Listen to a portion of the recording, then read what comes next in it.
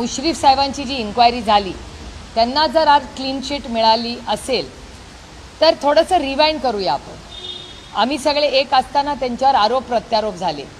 माझी विनंती राहील आणि हे मी दिल्लीला गेल्यावर हा इश्यू रेज करीनच पार्लमेंटमध्ये की ही इन्क्वायरी लावली कोणी, पहिला FIR कोणी केला, मग EOW मध्ये कशी झाली आणि त्याच्यानंतरच ती ईडीकडे गेली असणार ना।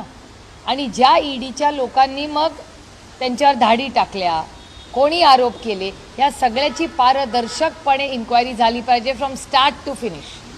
म्हणजे सुरुवात कुठून झाली आणि कुठपर्यंत आलं या सगळ्याचा एक ट्रॅक ठेवला पाहिजे की आरोप कोणी केले, त्याचं उत्तर ज्यांनी आरोप केले त्याला द्यावं लागेल, त्यांच्यावर FIR कोणी केला, त्यांच्या EOWनी केस कोणी केली, त्याच्यानंतर ईडीपर्यंत कोणी नेलं, हे सगळं जे कोणी नेलं जर त्यांच्याकडे एव्हिडन्स नव्हता तर मग या केसेस झाल्याच कशा? मग खोट्या केसेस केल्या का त्यांच्यावर?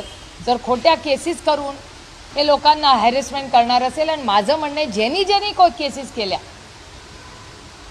आणि ज्या आज सरकारमध्ये बरेचसे जे लोक आहेत किंवा जी एजन्सी मुश्रीफ साहेबांच्या घरी गेली, मुश्रीफ साहेबांची बायको आणि सून आणि नातवंड त्यांना हॅरेसमेंट केली रेड करून, याचा एक रेकॉर्ड ठेवला पाहिजे आणि याची माहिती महाराष्ट्राला दिली पाहिजे।